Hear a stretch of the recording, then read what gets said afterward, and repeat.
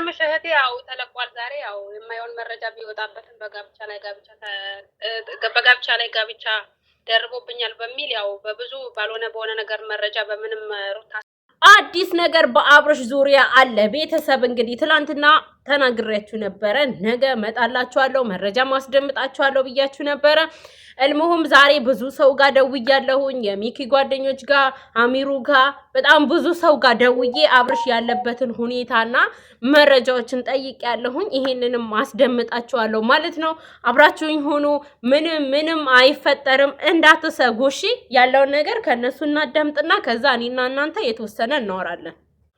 ቤተሰብ እየደወልኩ ነው፣ ግን ደግሞ ጥሪዋ መዝሙር ስለሆነ ኮፒራይት እንዳይዘኝ ነው። እሺ ያነሳች። ሰላም እህት እንዴት ነሽ?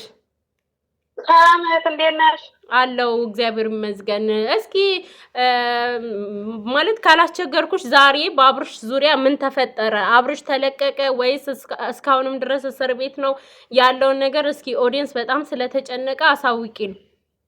የሚገርምሽ እህቴ ያው ተለቋል ዛሬ ያው የማይሆን መረጃ ቢወጣበት በጋብቻ ላይ ጋብቻ ደርቦብኛል በሚል ያው በብዙ ባልሆነ በሆነ ነገር መረጃ በምንም ሩታ አሳስረው ነበረና ዛሬ ተለቋል። ዛሬ ተፈቷል ከእስር ቤት። እነሱም ቪዲዮ ሰርቷል። ምናልባት ቪዲዮ ሊለቀቅም ይችላል ላይለቀቅም ይችላል፣ ግን ዛሬ ከእስር ቤት ተፈቷል። አብርሽ ተለቀቀ። ቆይ እሷ እኮ ከዳኒ ጋር ተባብራ ስም በማጥፋት ብላ ነበር የከሰሰችው። ስለዚህ በጋብቻ ላይ ጋብቻ መስርቷል ምናምን ብላም ሌላም ፋይል አነሳች። ግን ያው እሱ ብዙ መረጃዎች እንዳለውና ያው ሁሉ ነገር ትክክል እንዳልሆነ ያው በዋስ እንትን ብሎ ተፈቷል። ኦኬ የዋስ መብቱን በማስመልከት በእሷ የማናቸውም ስም በማጥፋቱም ይሁን በጋብቻ ላይ ጋብቻ መስርቷል በሚለውም ይሁን ብቻ የዋስ መብት ሰጡኝና ከዛ ያለውን ነገር ፈታለው ነው ያለ። ፈታለው ብሏል። እንግዲህ በዚህ መልኩ በዋስ ተፈቷል እሱ ማለት ነው። ዛሬ ተለቋል አብርሽ። ያልሆነ መረጃ ከጓደኞቹ ጋር በምን በመተባበር እሱን አሳስረው ነበረ።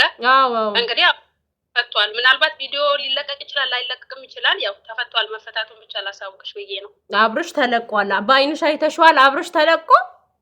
አዎ እንዴ አይተነዋል። አዎ ተፈቷል። ኦኬ ዋናው ነገር እንደዛ ነው። በጣም ግን ይገርማል። ሩታ አብርሽን መተው አልቻለችም ፋሚሊ የእውነት። አሁን ደግሞ ጭራሽ በጋብቻ ላይ ጋብቻ እንትን ብሏል ብላ ያንንም ለማንሳት እየሞከረች ነው። ግን እሱ ቀድማ ያስፈረመችው እኮ ራሷ ናት። አልፈልግህም ብላ ያስፈረመችው ራሷ ናት። ለምንድን ነው ያንን እንትን ፕሮግራም የምታስነሳው አሁን እሱን ለመጣል ማለት ነው? ታቅም ብቻ ያው ባልሆነ በሆነ መረጃ ዝም ብላ እያወጣች ነው እንግዲህ ልጁ ላይ እንትን እያለችበት ያለችው ያው እሱም ደግሞ በዋስ መፍትሄ የሚሆነውን ነገር በኋላ አስረዳቸዋለሁ ወይም አሳውቃቸዋለሁ በሚል እውነታውን መረጃ ይዞ ለመቅረብ ፈልጎ ሊሆን ይችላል። እንግዲህ ዛሬ ተፈቷል።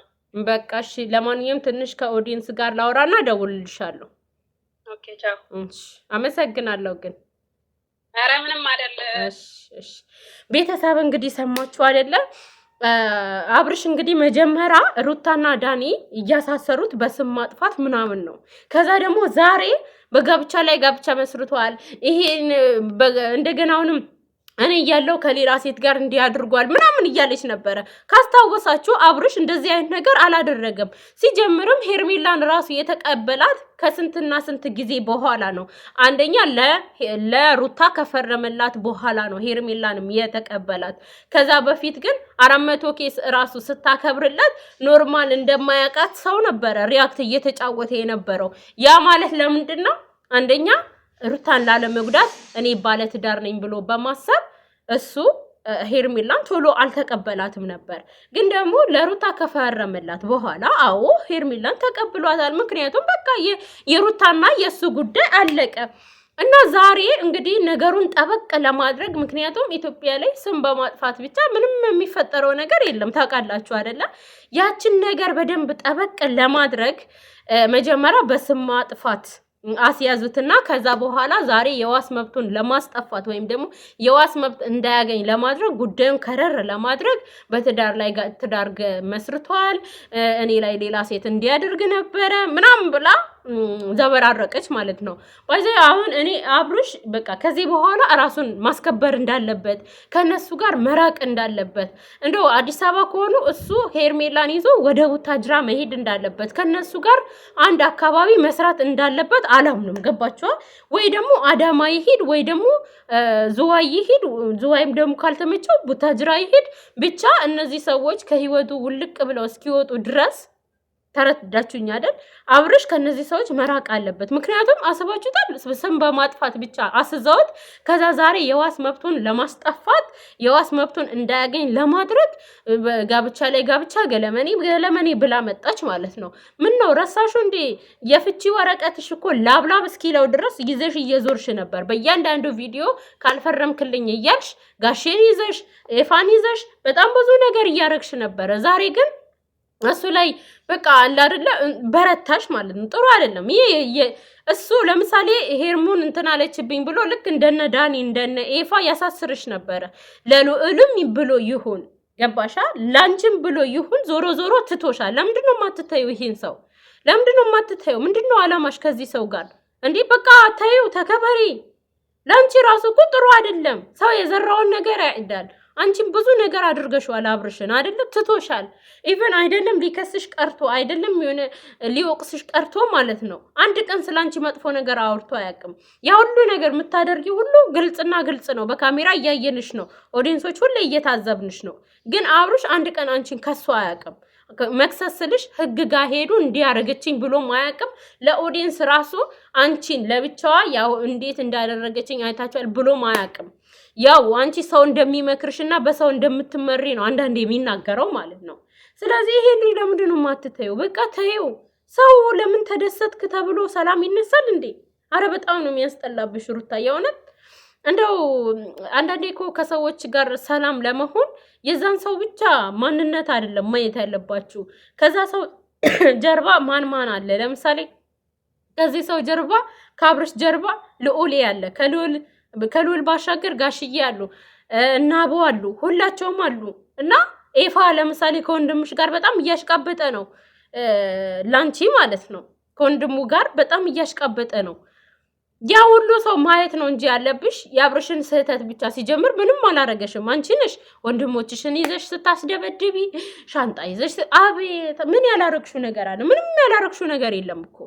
ግን እሱ አንድም ቀን እንዲህ ያረገችኝ ሩታ ብሎ አያውቅም። ሁሌም የሚማረረው ካንቺ ወጣ ያሉ ሰዎች ላይ ነው። ወንድሞቼ ብለሽ ይዘሽ የምትመጫቸው ሰዎች እነ ሜሪ እነ ዳኒ ላይ እንጂ አንቺን አንድም ቀን በክፉ ወቅሶሽ አያውቅም። ኢቭን ስለ አንቺ ራሱ መጥፎ ነገር ማውራት አይፈልግም። አሁን ለምንድን ነው ይህን ያህል የምትፈታተኙ? በቃ ተፋችው እንዴ! ለማንኛውም ቤተሰብ እንኳን ደስ አላችሁ። አብርሽ ዛሬ በዋስ ተለቋል። ቪዲዮ እንግዲህ እህቴ እንዳለችኝ አብርሽን በአይኗ እንዳየችውና ቪዲዮ ግን ምናልባት ዛሬ ላይ ለቁልን ይችላል። ያው የሆነ ነገር ሲፈጠር ለምሳሌ ሲታሰር ትላንትና መጥተው ያሳውቀውናል። ዛሬ ደግሞ የተፈጠረውን ነገር መጥተው ያሳውቁናል። ከዛ በኋላ ደግሞ መፈታቱን ያሳውቁናል። እንዲህ ነው፣ ስቴፕ በስቴፕ ነው ቪዲዮ ማለት ነው። ግን አብርሽ ዛሬ ተለቋል ማለት ነው። ምናልባት ነገ ሊመጣልን ይችላል፣ ምናልባትም ዛሬም ሊመጣልን ይችላል። ኦዲየንስ በጣም ስለተጨነቀ ዛሬም ሊመጣልን ይችላል፣ አይታወቅም። ግን አብርሽ ከእስር ቤት ዋናው ነገር ወጥቷል። በአይን ማኝ ያየችው ልጅ ይሄው ስትናገር ሰምታችኋል ማለት ነው። ሌላም ደግሞ ብዙ ሰው ጋር ደውያለሁ፣ የነ ሚኪ ጓደኞች ጋር ደውያለሁ እና በዚህ ጉዳይ የተባበሩት ደግሞ የሄርሜላ ቤተሰቦች እንደሆኑና የዋስ መብቱን እንዳስከበሩለትና እንዲሁም ዋስም ጭምር እንደሆኑለት ነው ልጅቷም ያሳወቀችኝ ማለት ነው። እንዲሁም ደግሞ ሌሎችም ልጆች ያሳወቁኝ እንደዛ ነው። የሚኪም ጓደኛ አግኝቼው ነበረ። የሄርሜላ አጎት በዚህ ጉዳይ እጁ ሰፊ ነው፣ የተወሰነ እንትኖችን አድርጓል ብሎኛል። አብርሽ በዋስ እንዲለቀቅ የዋስ መብቱ እንዲከበር ታውቃላችሁ። ኢትዮጵያ ላይ ሰው ከሌላችሁ በጣም ከባድ ነው። የዋስ መብት ራሱ ማግኘት ትልቅ ነገር ነው እና የዋስ መብቱን አግኝቶ ጉዳዩን በቅርብ ርቀት ሆኖ መከታተል እንደሚችል አሳምነው እንግዲህ ዛሬ በ24 ሰዓት ውስጥ ተለቋል ማለት ነው። እንኳን ደስ አላችሁ። የሚፈጠረውን ደግሞ እናያለን። ዛሬም አብርሽ ከመጣ መጣ፣ ካልመጣም ነገ ይመጣል። ግን እሱ ዋናው ነገር ከእስር ቤት መውጣቱ ነው። የኛ ጀግና 24 ሰዓት ነው የታሰረው። ወንድ ልጅ ደግሞ ኖርማል ነው ይሄ፣ ምንም ችግር የለውም። ቤተሰብ ምንም ችግር የለውም። ወንድ ልጅ እስርና ጦር ተኩስ መፍራት የለበትም ይባላል ምንም ነገር ቢገጥመውና አብርሽ ደግሞ ማንንም ማስቀየም የማይችል ሰው ነው። ስለዚህ እንኳን ደስ አላችሁ ለማለት ነው የመጣሁት። ዛሬ እንግዲህ በጉጉት እንጠብቅሃለን አብርሽ። ምናልባት ትናንትና የተቀረጸውን ቪዲዮ ዛሬ ልትለቁ ይችላል፣ ግን ደግሞ እባክህ ኦዲየንስ ተጨንቋልና አንተም ከእስር ቤት እንደወጣ ሰምቻለሁ። እባክህ ዛሬ ናልን ነው የምልህ። ሰላም ዋሉልኝ። ይህን ቪዲዮ ላይክ አድርጉት።